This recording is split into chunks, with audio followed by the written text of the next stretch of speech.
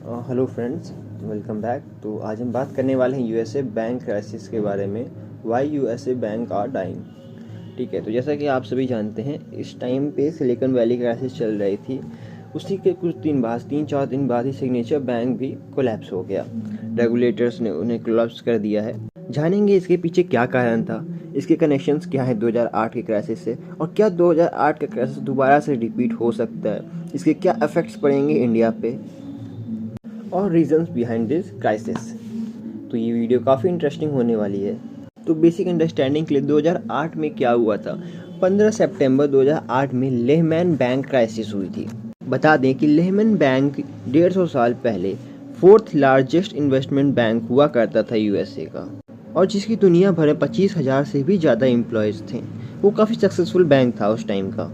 और उसी के 10 दिन बाद यानी कि 25 सितंबर 2008 में वॉशिंगटन इन्वेस्टमेंट म्यूचुअल बैंक, जो कि 6th लार्जेस्ट बैंक थी उस टाइम की, बैंक करप्ट हो गई। इसके पीछे कई वजह थे, लेकिन 1930 के बाद ये सबसे बड़ा बैंक क्राइसिस या फिर इकोनॉमिक रिसेशन माना जा रहा था। इसकी आग पूरी दुनिया में फैल रही थी।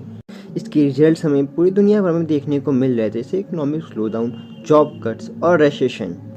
बता दें कि 2008 की क्राइसिस का मेन कारण रेगुलेटरी फेलियर्स, लोन डिफ़ॉल्ट या फिर क्रेडिट रिस्क था।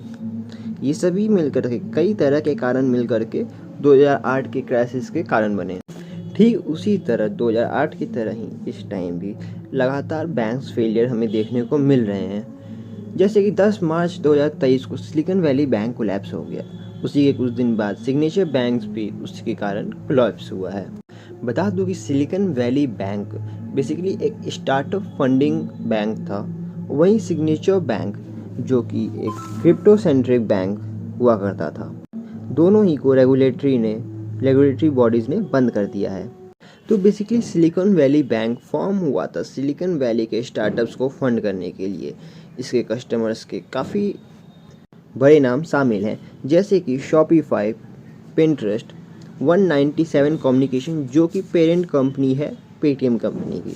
बता दें कि सिलिकॉन वैली बैंक के एसेट्स $212 बिलियंस के थे, लेकिन उसके बाद भी लो रेगुलेटरी बॉडीज़ या फिर कई अन्य कारणों के कारण सिलिकॉन वैली बैंक का ये हाल हुआ।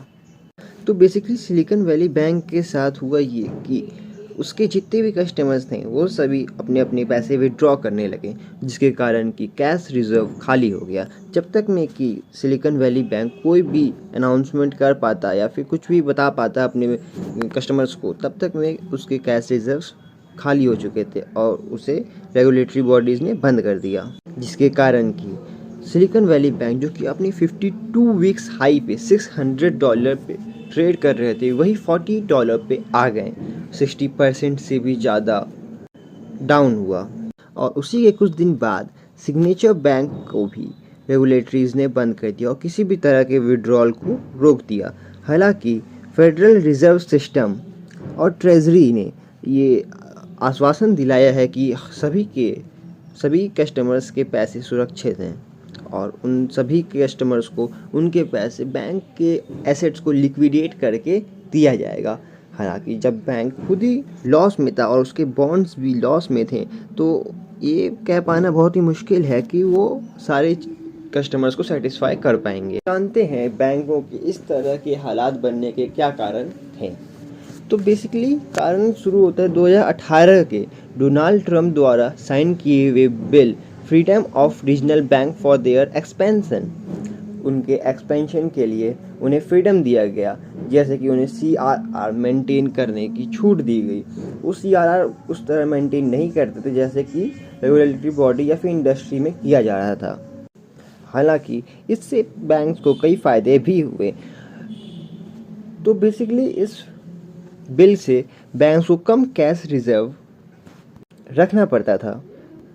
हालांकि ये बहुत ही रिस्की मूव था, लेकिन अगर देखा जाए तो इससे कई फ़ायदे भी बैंक को शॉर्ट टर्म में देखने को मिले थे। जैसे कि एंड ऑफ 2019 में बैंक का $61.76 बिलियन का एसेट था। वहीं कोरोना के बाद जब IT सेक्टर में बूम आया, और क्योंकि सिलिकॉन वैली ने IT सेक्टर्स में काफ़ी इन्वेस्ट कर रखा था, तो 2021 के स्टार्टअप फंडिंग बूम के बाद 189.20 बिलियन डॉलर्स का टोटल एसेट देखने को मिला। लेकिन इतनी तेज़ी से डिपॉजिट्स के बढ़ने के बाद उस टाइम को आप जानते, जैसे कि कोरोना चल रहा था तो उनके पास ज़्यादा ऑप्शंस नहीं थे जहाँ पे कि वो पैसे इन्वेस्ट कर सकें। तो उस टाइम पे सबसे सेफेस्ट जो इन्वेस्टमेंट का प्रोसेस था वो था गवर्नमेंट स्कीम्स एंड बॉन्ड्स, जिसके ही बाद की उन्होंने सेफेस्ट वे को चूज़ करते हुए बॉन्ड्स और गवर्नमेंट स्कीम्स को चुना।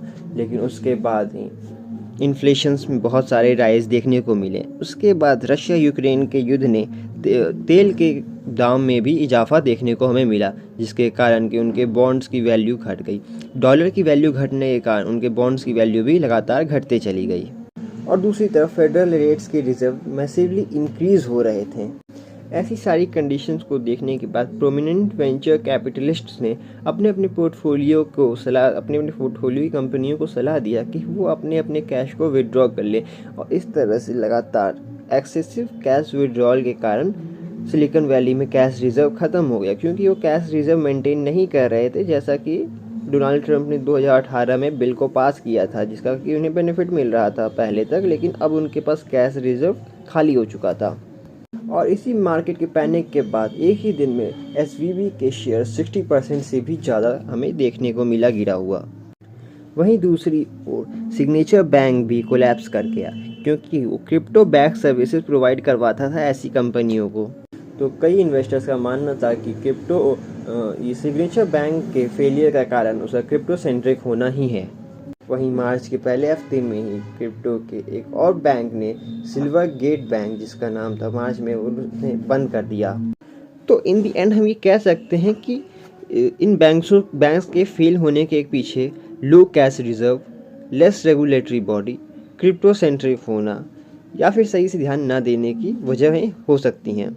मार्केट में पैनिक होने के कारण भी इन्वेस्टर्स का ट्रस्ट नहीं उन पे बना रहा और वो कैपिटल्स अपने निकाल ले गए। बात करें अगर हम इन बैंक सीआरआर की, तो इनके पास, जैसे सिग्नेचर बैंक की अगर हम बात करते हैं, तो इसके पास अपने टोटल एसेट्स के मात्र 5% कैश रिजर्व थे। वहीं अगर हम बात करते हैं सिलिकॉन वैली बैंक के, तो उसके पास अपने टोटल एसेट्स के मात्र 7% कैश रिजर्व थे, जबकि स्टैंडर्ड प्रैक्टिस में ये 13% होने चाहिए थे।